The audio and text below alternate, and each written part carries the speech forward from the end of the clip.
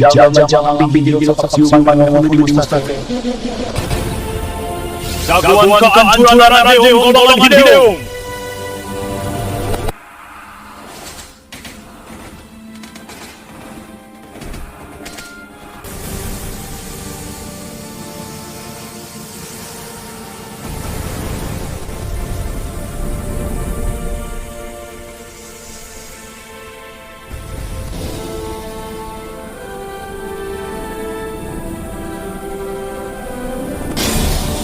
Rasakan hulu balang iblis ya.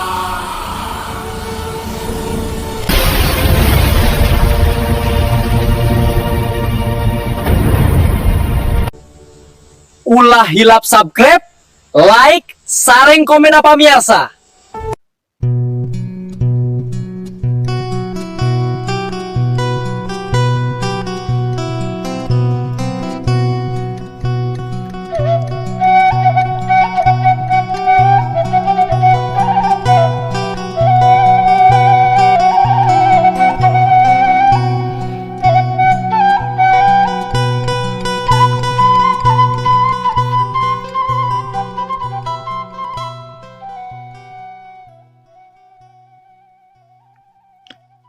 Assalamualaikum warahmatullahi wabarakatuh. Sampurasun wilujeng siang pamirsa wadia balad tepas Sunda di mana bae ayana. Wilujeng patepang dang uday sareng akinya di acara dongeng Sunda ti Kandaga Tepas Sunda YouTube. Siang ye insyaallah aki sejak neraskeun hanca anu katunda. Hiji jejer carios anu judulna Tapak Siluman. Ieu dongeng mangrupikeun dongeng terasan serial silat Sanjaya Galunggung Si Jawara Pedang Dewa. Ayeuna tos dugi bagian anu ka-8. Kumaha terasan nilalakon urang Bandungan we sasarengan sakedap deui. Pamirsa, ulah hilap kangge nembean manco nembean ngadangkeun mangga di subscribe wae nya, ditoel palebah tombol loncengna supados saya notifikasi upami akin raskeun hanca dongeng. Hatur nuhun kasadayana nu parantos subscribe, like, komen, uga nge-share dongeng-dongeng aki. Mugi-mugi sadayana aya dina ginanyar kawilujengan tegirang sapapaosna sehat lahir sinerang batin, jembar mana gampil rizki sarta tebih tina balai. Amin amin ya robbal alamin.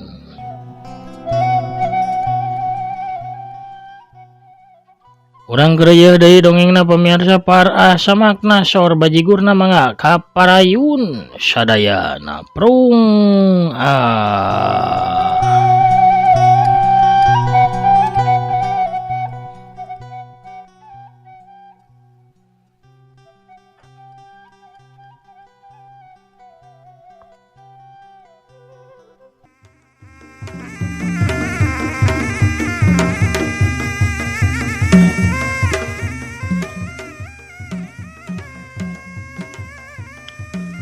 Jurigwetan ngagentakeun dampaleungeun ka hareup cerap wes hiji sinar ngawujud bentang ngablesat ka arah kusir setan.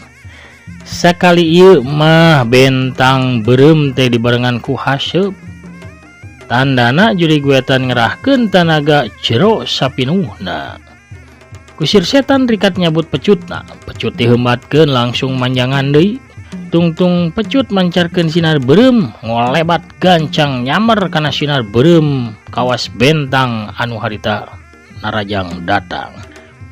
Hiu ceter wut jelegur. Sorang jelegur handarwan kawas gunung anu bitu. Ngeundeurkeun eta patempatan tatangkalan rarubuh ting dorok-dok parareungas di dieu taneuh bareulah malah aya anu longsor sagala rupa ka jero ngablesak ngawangun lombang anu badak kakabul saharita mulak moekan eta patempatan. Kaayaan alam anu pikasieun eta nyieun Nyai Sedap Malam jeung Sanjaya bareng kapecelengkeun. Teu sadar maranehna silih tangkep tuluy labuh gugulitikan bareng dina taneuh. Lamun seug sukuna Nyai Sedap Malam teu ngait kana salah sahiji akar tangkal kai anu nolol tina taneuh, Pinasti mah maranehna teh terus gugulitikan tapi ka tempat anu jauh. Sanggeusna kayan alam tenang deui, Sanjaya gancang hudang. Sedengkeun Nyai Sedap Malam ngarasakeun nyeri dina cangkengna anu ngabentur kana batu sagede sirah orok. Tulang igana oge karasa linu. Manehna nguniang hudang bari muringis nyakelan cangkengna tapi panonna mah gancang neuteup ka arah Jurig Wetan jeung Ki Pujasera.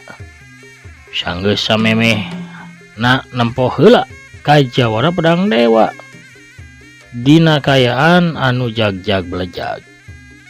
Galombang bitu teh nyebarkeun hawa panas. Nyai Jurig Wetan maclong kasapu ku tiupan galombang angin panas eta. Manehna namru dihanapeun dangkal kai anu geus doyong meh bae rungkat.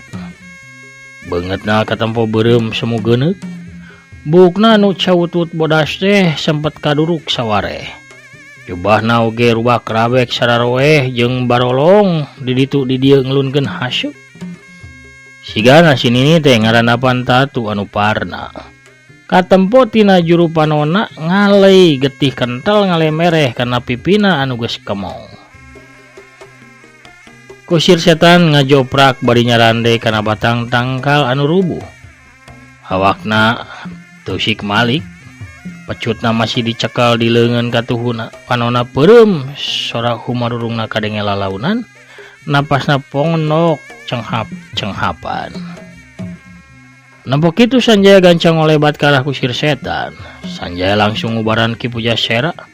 Deuli lage Ki Pujasera geus jag-jag deui manehna diuk dina batang tangkal kainu ngagoler bari neuteup ka arah Jurig Wetan anu keur susah payah hayang hudang. Muna memang nambahan, tapi tatuna oge nambahan. Kumaha Ki? Tarung ngelawan Jurig Wetan teh rek tetep diteruskeun? Tanya Sanjaya. Capek sugang lah. Keun we manehna sina indit lah. Engke lamun aya waktu dituluykeun deui. Walon kusir setan ngawalon sanggeunahna. Nyai Jurig Wetan mimiti bisa nangtung. Manehna ngatur heula napasna sababaraha kali bari ngalirkeun hawa murnina pikeun ngubaran tatuna.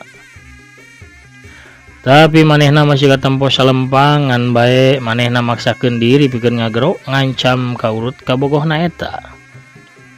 Cakerkeun heula satu anjeun kusir setan. Engke kula bakal datang minangka maut nu bakal nyabut nyawa anjeun. Olebat. Ush. Nyai Jurig Wetan teh ini ninggalkeun eta patempatan. Kusir setan ukur gogodeg nempo kalakuan Jurig Wetan. Sanjaya jeung kusir setan gancang ngadeukeutan ka Nyai Sedap Malam anu harita rek ngolebat pikeun ngudag Jurig Wetan. Cahan Sedap Malam, cek kusir setan nahan gerakanna Nyai Sedap Malam.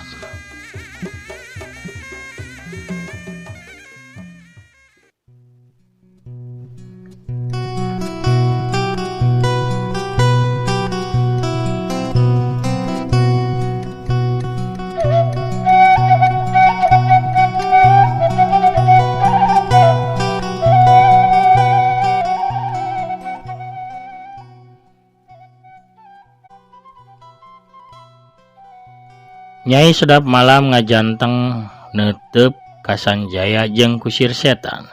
Sanajan dina hatena mah ngarasa tarungna teh can rengseng ngalawan Jurig Wetan. Sedap Malam. Kunaon anjeun? Tapi ka kalibet urusan jeung Jurig Wetan? Tanya kusir setan ka Nyai Sedap Malam. Kuring ngahalangan urang lamping hideung anu ngudag-ngudag incu anjeun. Sigalengan hate. Walon Nyai Sedap Malam. Galengan hate incu kula diudag-udag jalma lamping hideung. Sir setan mimiti katempo amek. Tapi kuring sempet natuan dua urang eta. Incu anjeun mah lumpat terus. Tuluy harita muncul Jurig Wetan manehna teh kalah mihak ka urang lamping hideung. Akhirna dua urang lamping wetan eta dua orang lamping hideung eta ngudag incu anjeun bari dina kayaan tatu akibat tenggelan kuring. Sedengkeun kuring mah aduh hareupan jeung Jurig Wetan Wangsat, kusir setan embongkeun amarahna. Asa nama incu anjeun bisa ngaloloskeun diri. Kuring yakin dua orang lamping hideung eta moal bisa newak incu anjeun. Sabab tatu maranehna bakal nguras tanagana tapi ka beak. Lamun dipake ngudag-ngudag bae galengan hate. Lamun kitu, beja ngeunaan katewak sarta ditawana galengan hate di lamping hideung teh ukur tipu muslihat ki, cek Sanjaya. Caritaan Sanjaya nyieun kusir setan ngahulang tuluy ungut-ungutan. Panona neuteup ka Nyai Sedap Malam, tuluy pok nyarita deui. Hatur nuhun kana tindakan anjeun Sedap Malam. Ngan bae kula yang nyaho, ka mana arah lumpatna incu kaula eta. Asana kula teu perlu pikeun nyusul manehna. Kuring ningali mah manehna lumpatna ka belah kaler. Kula kudu gancang ka ditu. Kaulah hariwang galengan hate manggihan halangan sejen. Mangga teh teuing eta mah kusir setan. Kuring mah kudu gancang mulang pikeun nepikeun beja maotna Resi Bimastara. Sobat salaki kuring. Kepikeun oge salam ki kula ka Palangrengonya. Kusir setan neuteub ka Sanjaya. Sujang, nya hidup rek milu jeung kula. Teu ki, kuring mah kudu ka Gunung Purwa ieu teh pikeun nyokot cai senang katuban. Aya jal menu perlu ditulungan sagancangna ki. Iraha-iraha bae nya urang patepung deui, walon Sanjaya. Anjeun arek ka Gunung Purwa. Aduh eta mah saarah jeung kula, kunaon teu bebarengan bae. Oh, nya bener oge ki. Kuring kudu nuju ka kalernya, tapi engkena urang teh kudu pisah di simpang jalan meureun ki. Tina naon, lamun ke kula kawulu panggih jeung incu kula, asana kula bakal ngajak incu kula ka Gunung Purwa. Kula teh boga sobat di ditu teh ngaranna Ratu Cumbutari. Ku kula rek diwanohkeun incu kula ka manehna sarta kuring ge rek nepungan Ratu Cumbutari ki, cek Sanjaya sumanget. Geus kitu mah Sanjaya jeung kusir setan lumampah ka arah kaler sedengkeun Nyai Sedap Malam mah nuju ka belah kidul.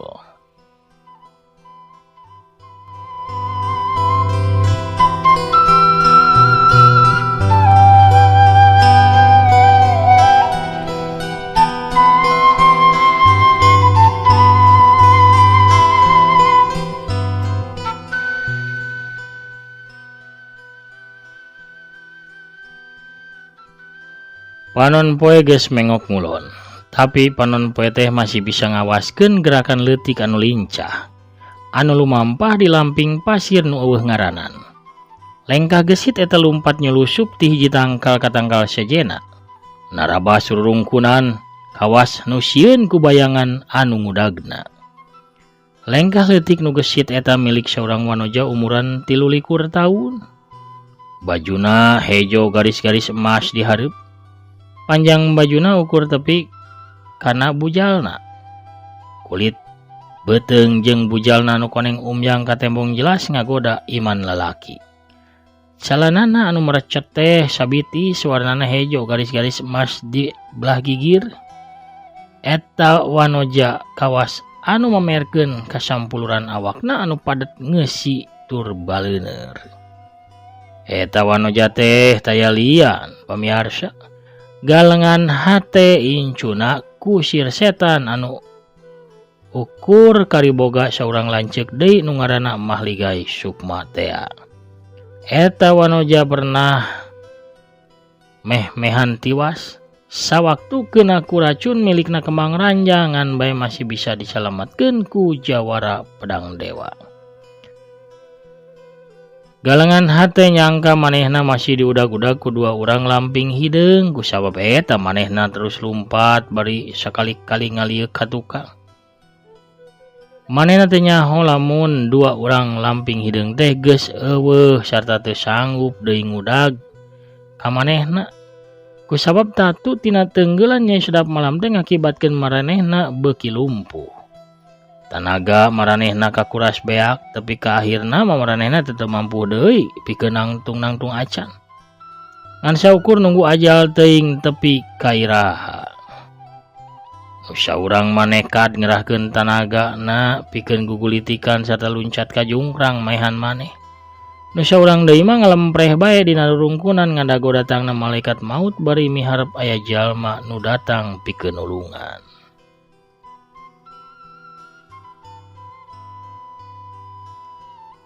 Rupana harepan eta jalma teh meh bae kakobul. Aya jalma anu ngaliwat ka eta tempat satengah denge humarurungna anu laun. Jalma anu ngaliwat rurungkunan eta taya lian para semandayu anu rek mulang ka lamping hideung sanggeusna mancing kusir setan ku beja palsuna teh.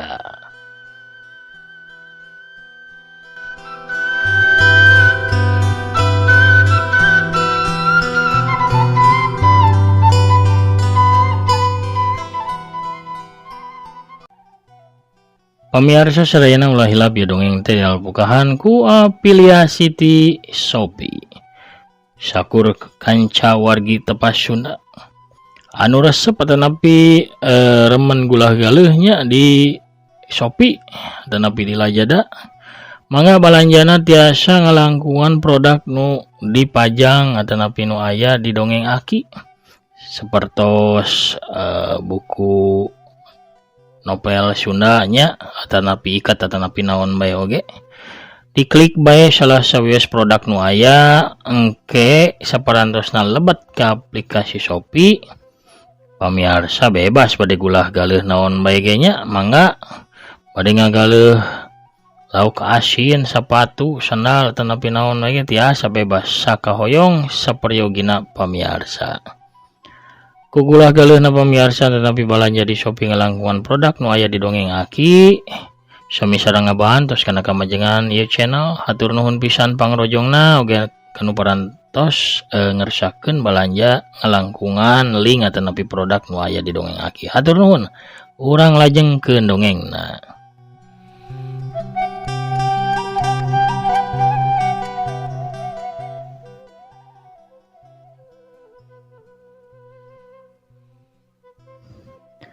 Para semandayu ngeureunkeun lengkahna sarta merhatikeun jalma anu humarurung kawas nu sakarat.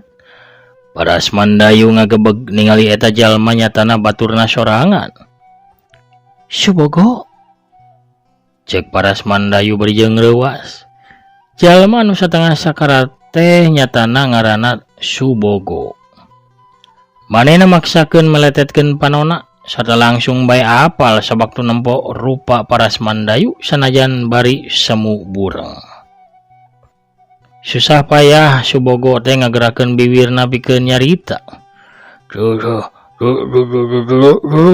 Dulungan kuring. "Subogo, naon anu geus kajadian?" tanya para semandayu. Galengan sawah lain galengan hate lumpat ka kaler kuring tatu.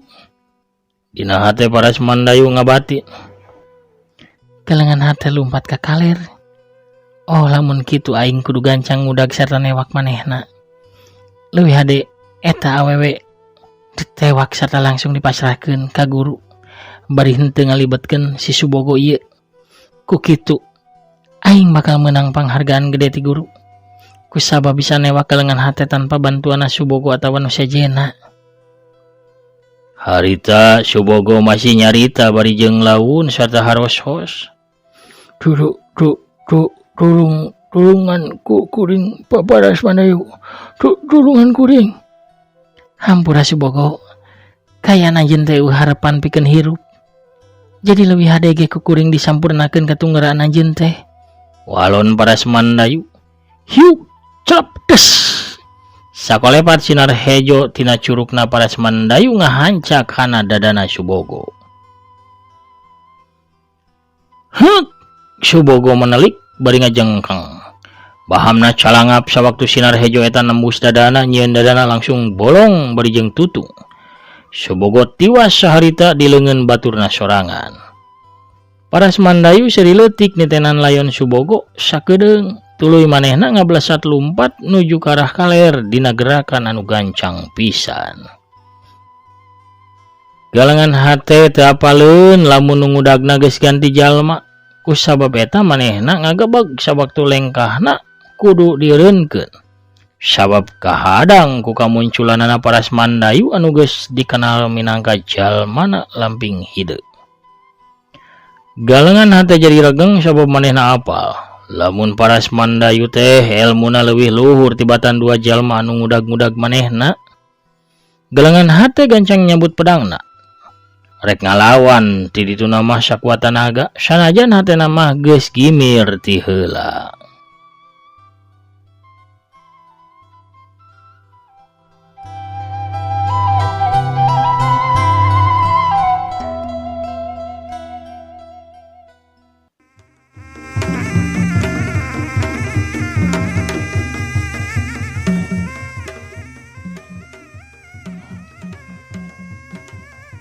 Paras Mandayu kurseri nempo galengan hate nyebut pedang teh.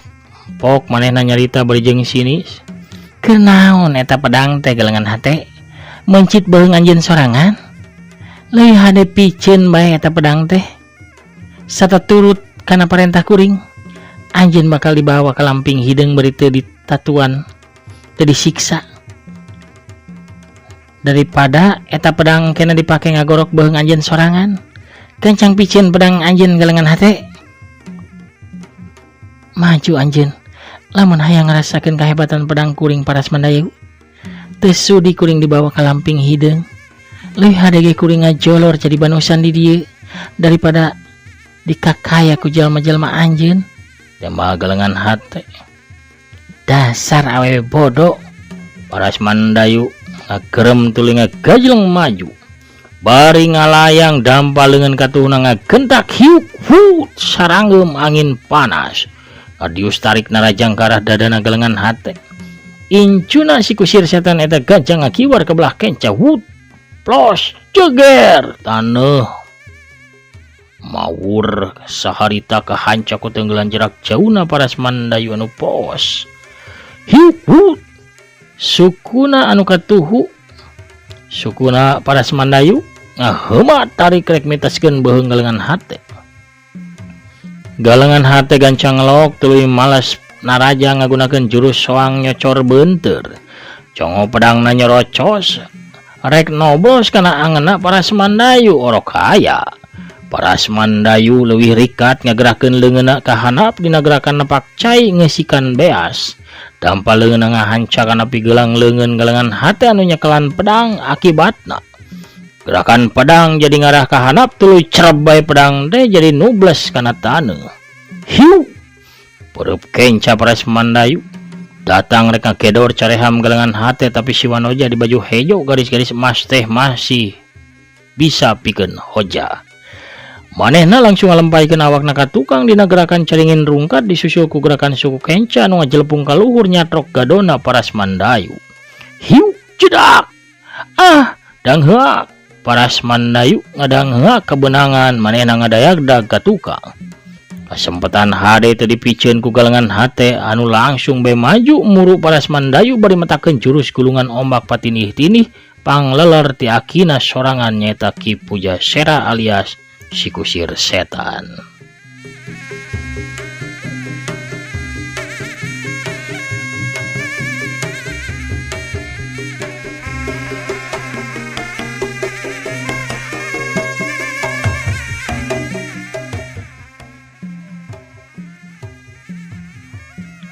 Pedang na galengan hate muih sebat pagulung-gulung kawas ombak anu datang pauntuy-untuy. Ngurung kana sakujur awakna paras Mandayu. Paras Mandayu sempat ngagebeg tapi manehna gancang ngagenyotkeun sukuna kana taneuh blesat bae manehna mundur ngejat ka tukang bari dampal leungeun duanana ge ngadorong ka hareup ngaleupas tenggelan topan ngagusur gunung. Seor wut kelebug. Gelombang angin tarik kacida nyamber rek nyapu galengan hate. Galengan hate rikat muterkeun pedangna leuwih sebat di hareupeun dada ngawangun jurus tameng angin ngahadang badai. Gelombang angin anu datang sakadapan maka tahan ku puteran angin anu kaluar tina puteran pedangna galengan hate.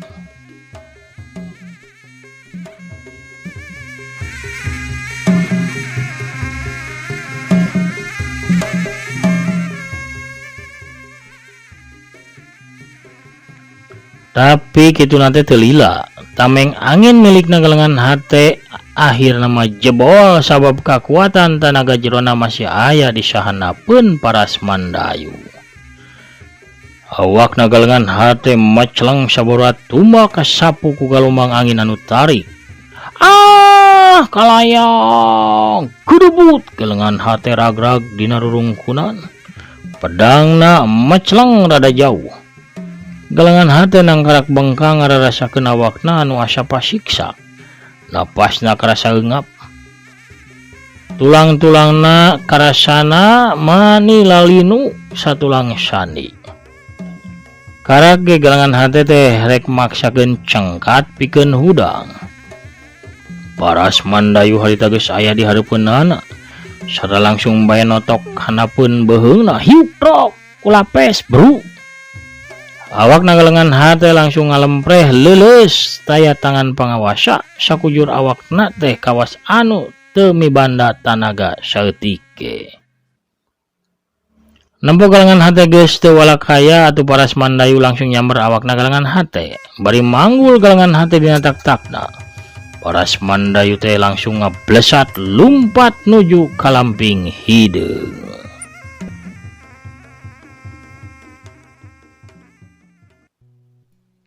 Dina kayan kitu, hiji bayangan beureum datang ka eta tempat kolebat jeleg.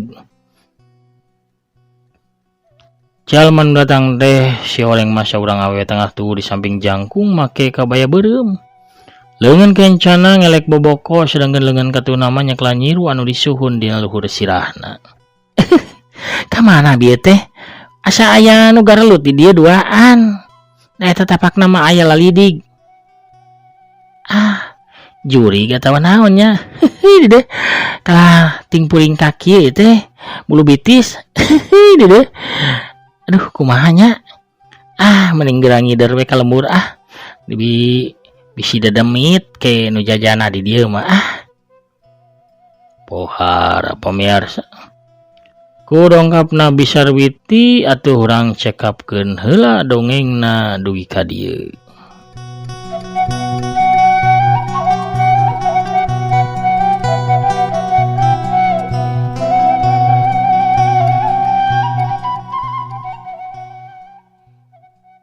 Pamirsa sadayana anu mika memutkan dongeng cin urang cekapkeun heula pamirsa atuh urang teu neunehan leum sieum gisanaeun wang tundarihan juang siang gesan sampeureun nya dongeng Sanjaya nu kasalapan dina jejer carios Tapak Siluman.